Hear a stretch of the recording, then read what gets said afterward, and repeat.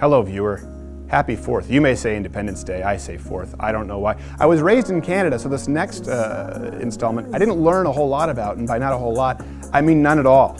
We spent an entire semester on how we burned down the White House before actually Canada was really a country. It was technically still a colony. The point is, the Civil War is more interesting. We have David Barton of Wall Builders here, and we'll be doing an installment today on the Civil War and maybe some of the most common misconceptions. Thank you for having us. Sure, man. Good to have you here. This is a Civil War drum, It correct? is a Civil War drum. It Okay. is. Is this a Civil War camera? That goes back to that time. This is the kind of camera they used from Civil War days going into the 1920s and 30s.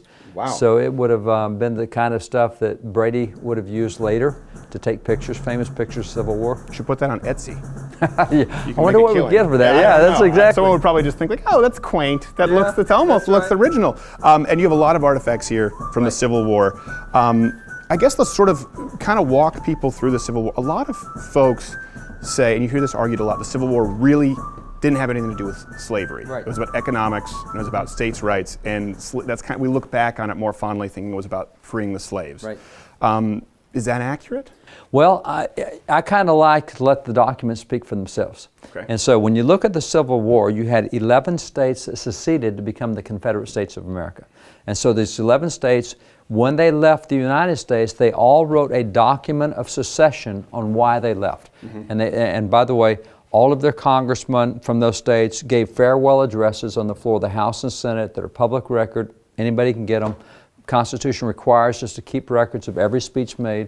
So that's public record out there. So if you take the secession documents of the 11 states telling the world why we did what we did, every one of them says it's because of slavery. Every one of them. Really? Now that's the Southern documents. That's not a Northerner or anybody else. And I'm from the South, but that's not anybody else saying, "Oh, you guys made it about slavery." They're the ones who said that, without exception. All 11 said slavery's the issue. Now you could say, "Well, it was economics." That's true, but the backbone of your economy was slavery. Right. And so that was economics. But you yourself, in your secession document, you're the one who said that we left because he's trying to end slavery. It's interesting.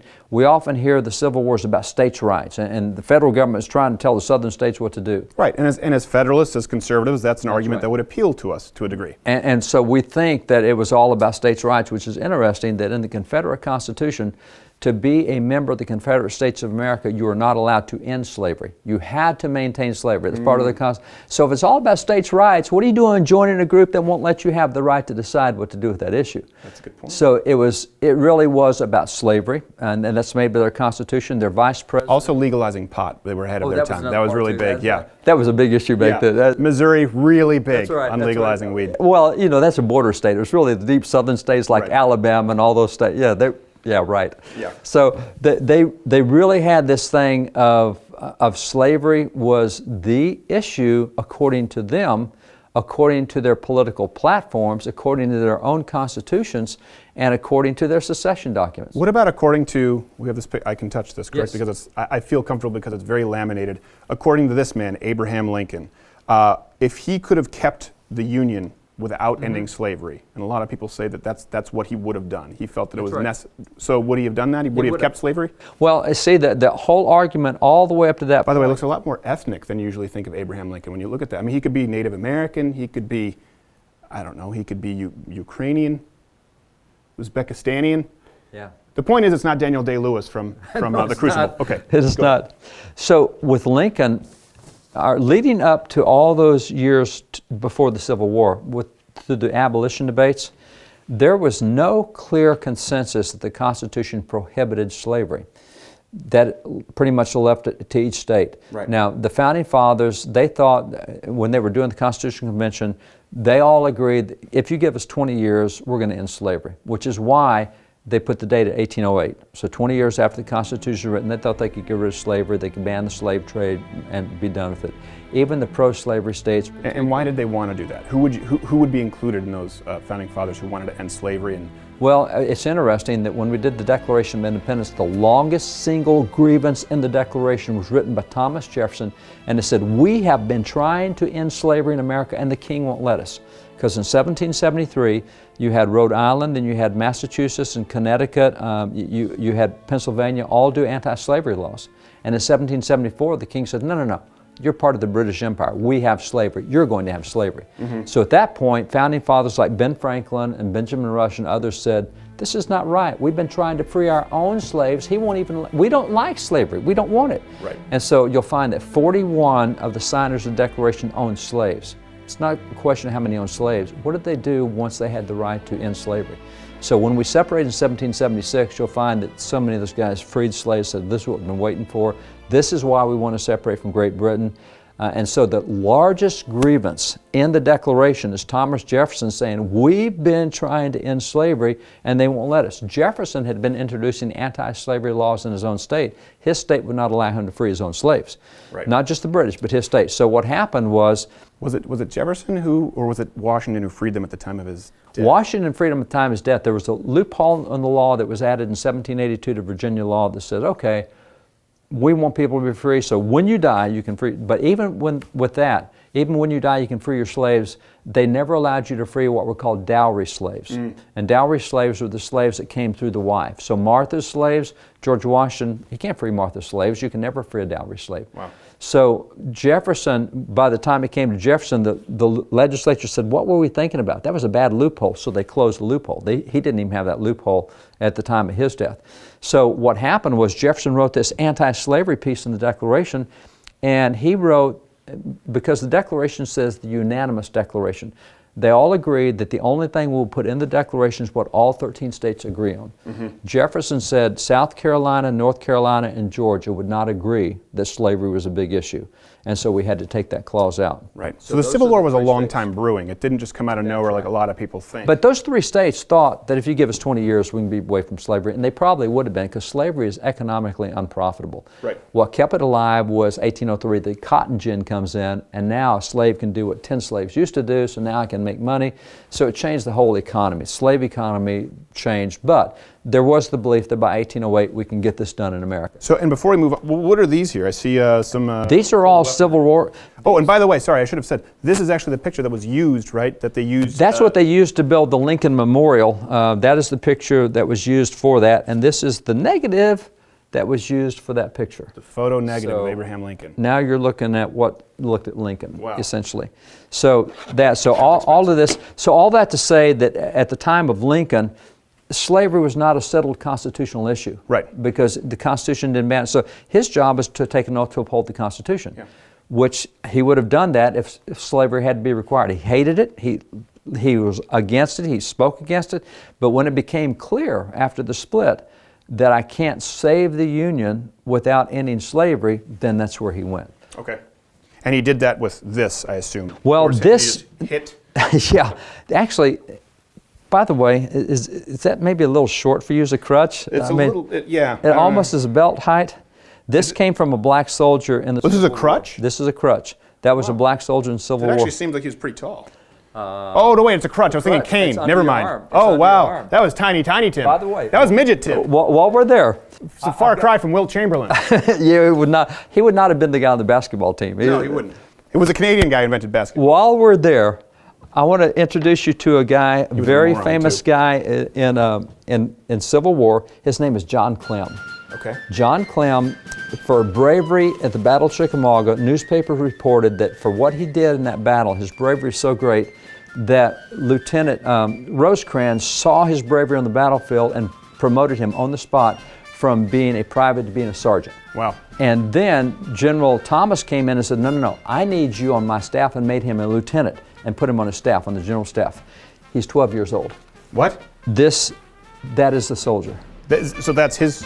That's not, no. This is a black guy, but I want you to see how small they were. Well, it's hard to tell with the photo negatives and the 9 that's black and white. I couldn't really see. Okay, no, that's clearly a white 12. It's a white 12-year-old. I don't see color. Here he is in his... You don't see color? I'm colorblind. There's my dad. We're all the human race. Oh, there you go. Sorry, go nice job. Okay. So this is him too. So you see how small, that's his soldier's, that is his sergeant's uniform. Wow. He's about this tall.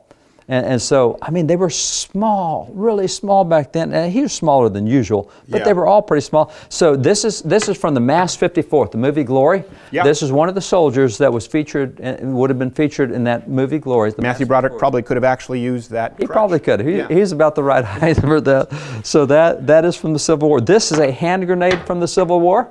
Okay. what you do, load it up with powder, and this is your firing pin right there.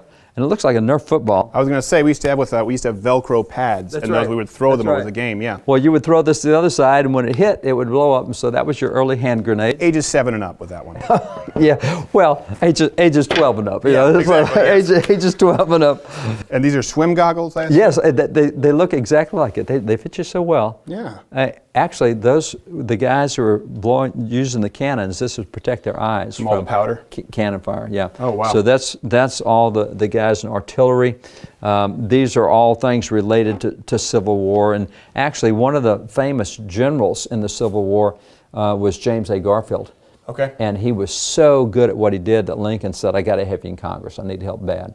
So Garfield came back. He was a major general. He gets in Congress. He helps pass the first 23 civil rights laws that are passed for equality in Congress. He becomes the 20th president. And this happens to be a letter from him. It's kind of, how do I want to say this? It's not what you expect of a president. But in this letter, he says here, he's a preacher. And I can't believe we would call someone's wife that. Well, yeah. Yeah, You would okay. say- No, try I that can't really, again. I can't read this at all. I don't know how you can read this. He says he preached 19 times in a revival meeting. There were 34 additions, and he baptized 31 by immersion. So here you got a guy who is a guy we know as a president who was a revival preacher. Wow. I mean, we don't think about faith with these guys, and that was a really big part of their life. Well, let me ask you, how do you juxtapose when people talk about Abraham Lincoln and the beliefs that a black man was worth 3/5 that of a white Oh, man? I love you brought that up. The best answer to that is to go to black commentators on the Constitution. Go to Frederick Douglass. Because Frederick Douglass escaped from slavery. He made it to Boston. He started speaking first in New York for the New York Abolition Society, and then Boston wanted to hire him full-time. And he was trained at the feet of what are called radical abolitionists, Garrett and Smith and some of those guys. And they said, you know, we have a real problem in America. We have a pro-slavery constitution. It's been flawed from the beginning. We need a new constitution. So these hardcore abolitionists thought the Constitution's a flawed document. He said, I believe that. They were taught. He said, but when I was hired full-time by the Massachusetts Abolition Society to speak full-time, he said, I decided I better read it for myself. He said, when I read the Constitution, he said, I saw that in it there was not a single pro-slavery clause. It was anti-slavery in every. Well, then what do you do with 3/5? 3/5, if you go back to the debates in 1787, 3/5, the southern states said, we want to count every black. And the northern states said, count them, but free them first. They need to be free because you're not representing them. You're using them. Right. And so what happened was they arrived at this compromise and said, okay, every black you count, you get more pro-slavery representation in Congress. So they went back and forth and said, okay, here's the deal. We'll let you count 3/5 of your blacks. And so that cut pro-slavery representation by 40% in Congress. It was nothing about the worth of the individuals. Right. It was about the representation from them.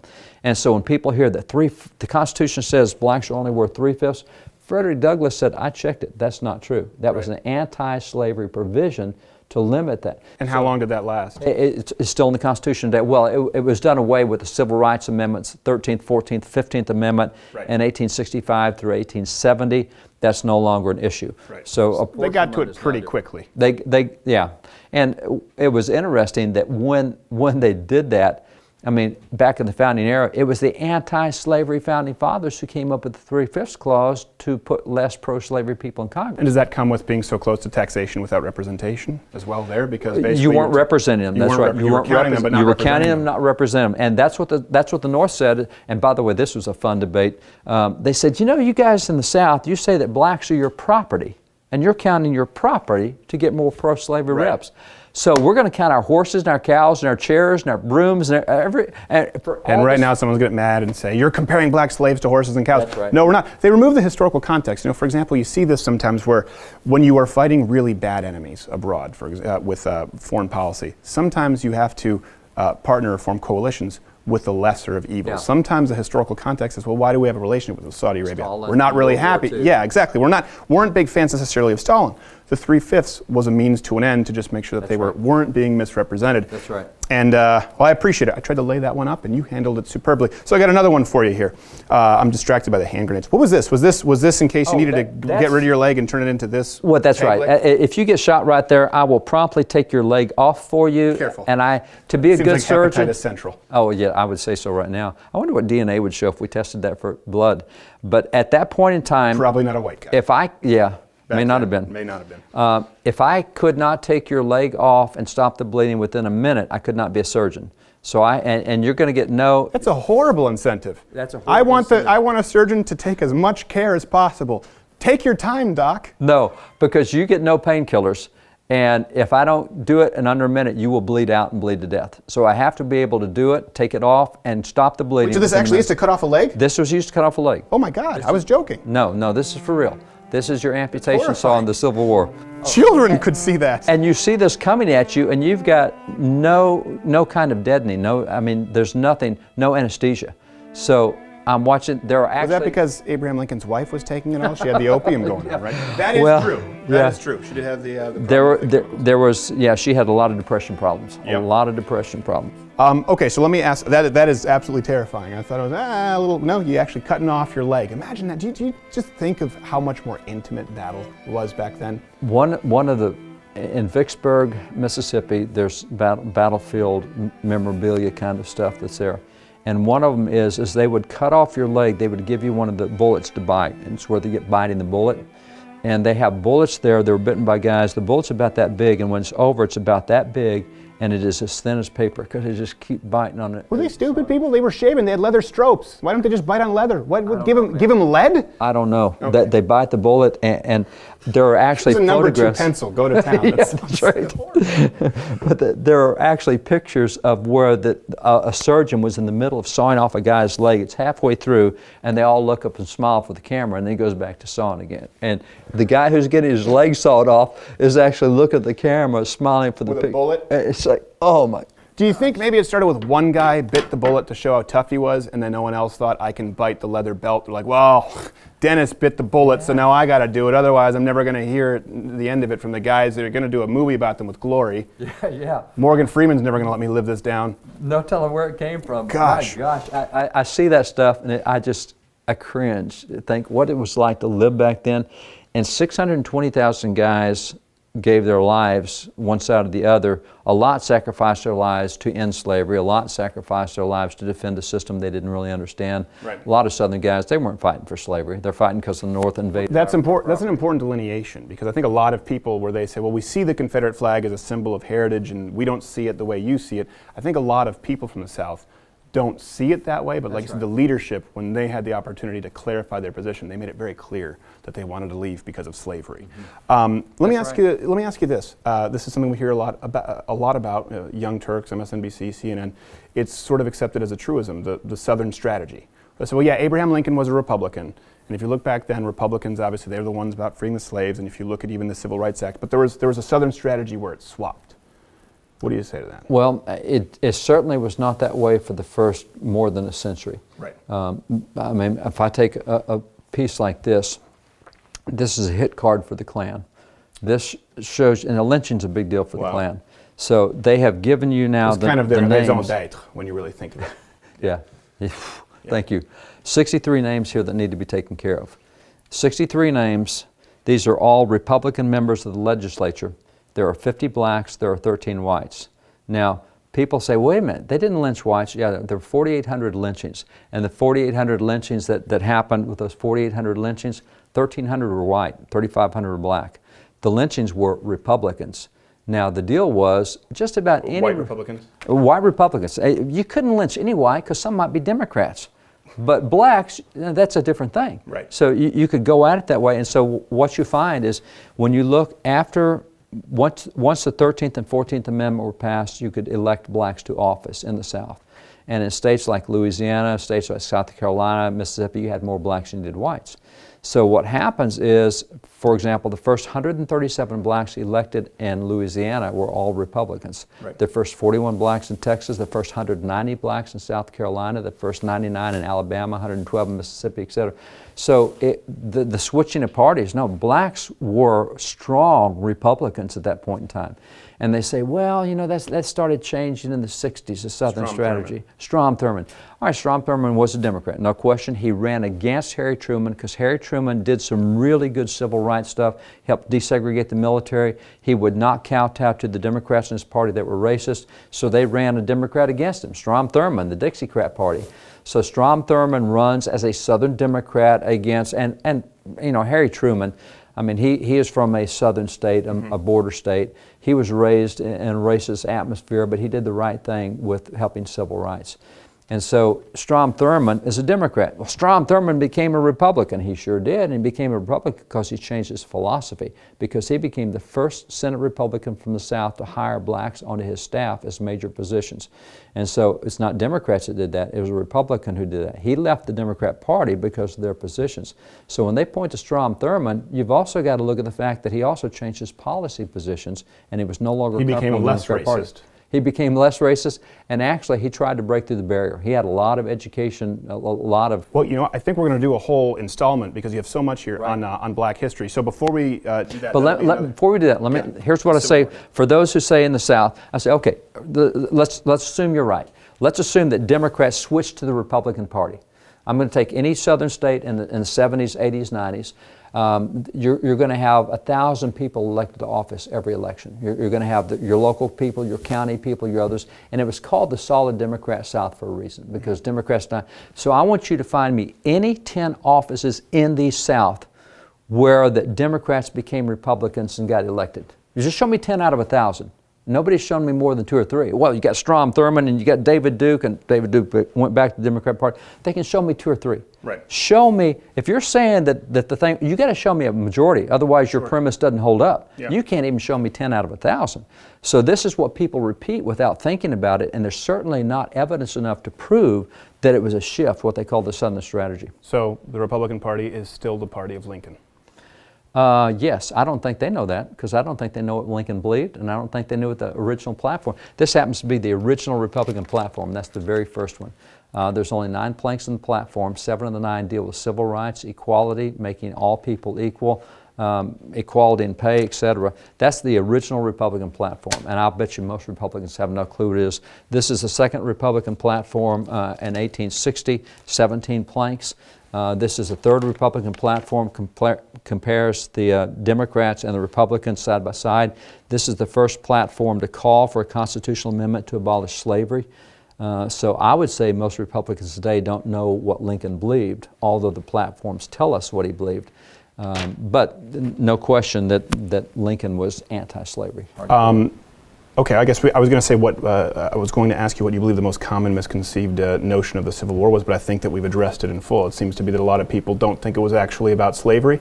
And of course we have more segments. You can just hit subscribe or notifications on YouTube. Let us know. We'll probably come back out here as well after the 4th of July week to do more segments with David Barton, because my God, I don't want to touch anything though. I'm very uncomfortable. I'm sweating. It's like a library. I keep thinking I'm going to get shushed by a lady who looks like an angry snail. I don't know. I'm not, it's going to spontaneously combust.